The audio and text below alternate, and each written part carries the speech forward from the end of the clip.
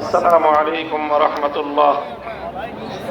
আলহামদুলিল্লাহি রাব্বিল আলামিন ওয়াস সালাতু ওয়াস সালামু আলা সাইয়্যিদিল আমবিয়াই ওয়াল মুরসালিন ওয়া আলা আলিহি ওয়া আসহাবিহি ওয়া মান তাবি'আহুম ওয়া দা'a বিদা'ওয়াতিহিম ইলা ইয়াউমিদ্দিন, আম্মা বা'দ। আউযু বিল্লাহি মিনাশ শাইতানির রাজীম। বিসমিল্লাহির রাহমানির রহিম। ওয়া লা তাহসাবান্নাল্লাহা গাফিলান আম্মা ইয়া'মালুয যালিমুন। সাদাকাল্লাহুল আযীম। বাংলাদেশ খেলাফত মজলিস টাঙ্গাইল জেলা শাখা কর্তৃক আয়োজিত আজকের এই সমাবেশে উপস্থিত টাঙ্গাইল জেলার শীর্ষ উলামায়ে কেরাম, উপস্থিত বাংলাদেশ খেলাফত মজলিসের কেন্দ্রীয় জেলা নেতৃবৃন্দ, উপস্থিত রয়েছেন জাতীয়তাবাদী দল বিএনপি, জামায়াতে ইসলামী বাংলাদেশ সহ বিভিন্ন রাজনৈতিক দলের জেলা নেতৃবৃন্দ, উপস্থিত রয়েছেন বাংলাদেশ খেলাফত মজলিস, যুব মজলিস সহ সহযোগী সংগঠনগুলোর বিভিন্ন থানা পর্যায় থেকে সমবেত নেতাকর্মী, দায়িত্বশীল ভাইয়েরা, সর্বস্তরের তৌহিদি জনতা, টাঙ্গাইল জেলাবাসী।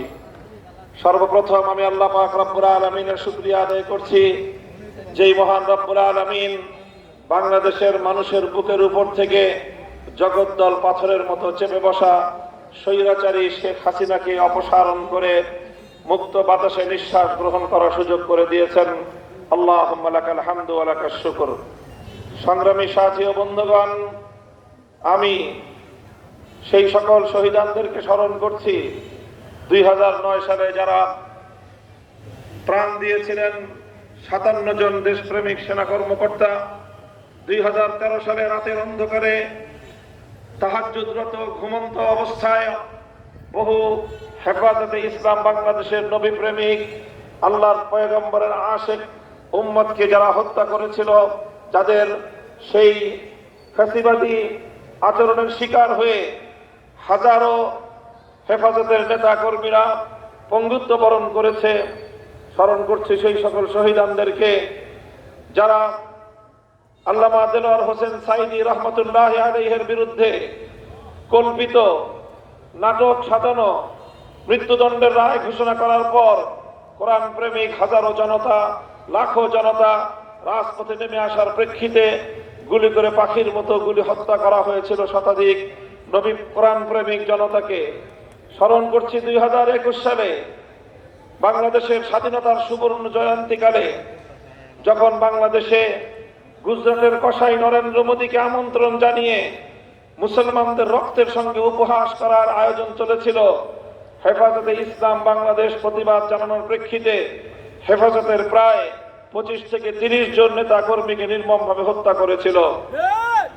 2024 সালে জুলাই এবং আগস্ট মাস জুড়ে বাংলাদেশের আকাশ বাতাস প্রত্যক্ষ করেছে এক নজিরবিহীন মর্মান্তিক নির্যাতনের ঘটনা। পৃথিবীর ইতিহাসে বিরল শান্ত স্বাভাবিক পরিবেশে এমনি ভাবে একটি সাধারণ ছাত্র জনতার বিরুদ্ধে এমন হত্যাযজ্ঞ চালানো যায় আজকের 21 শতাব্দীতে এসে, যার কল্পনা করা কঠিন। এই জন্য আমি বলে থাকি, বাংলাদেশে হাজার বছরের মধ্যে শেখ হাসিনার মতো এত নির্মম, এত বর্বর কোন মানুষের জন্ম হয়েছে কিনা আমার সন্দেহ হয়। এই নির্মমতার শিকার হয়েছে আমাদের স্কুলের কোমলমতি ছাত্ররা, নির্মমতার শিকার হয়ে শাহাদাত বরণ করেছে কলেজ ইউনিভার্সিটির ছাত্ররা, শিকার হয়েছে আমাদের মাদ্রাসার ছাত্ররা। 3 বছরের শিশু সন্তান রেখাই পায়নি, আবার বৃদ্ধ বনিতা সহস্রাধিক মানুষকে হত্যা করে অসংখ্য মানুষের লাশ পর্যন্ত গুম করেছে, যাদের বাবা মা এবং যাদের উত্তরাধিকারীরা কোনোদিন তাদের সন্তান এবং তাদের বাবার কবর পর্যন্ত খুঁজে পাবে না। এই নির্মমতার স্বাক্ষর হয়ে থাকবে বাংলাদেশ। সেই সকল শহীদানদের জন্য রুহের মাগফিরাত কামনা করি। আর নাম না জানা, পরিচয় না জানা, গুমের শিকার, খুনের শিকার গত 15 বছরে বাংলাদেশের অসংখ্য মানুষ, বহু মা এখনো রাতের পর রাত নির্ঘুম রাত কাটায়, পথের পানে চেয়ে থাকে, ওই বুঝি মায়ের সনাতন আবার তার কোলে ফিরে আসবে। এইভাবে কত বাবা এখনো পর্যন্ত হাসপাতাল থেকে হাসপাতাল, মর্গ থেকে মর্গে ঘুরে বেড়ায়, তার সন্তানের লাশটুকুর অন্তত সন্ধান পাওয়া যায় কিনা। এই ছিল আমাদের বাংলাদেশের নির্মম চিত্র। এই বাংলাদেশ গড়ার জন্য এদেশের হাজারো মানুষ রক্ত দিয়ে বাংলাদেশ গড়েনি।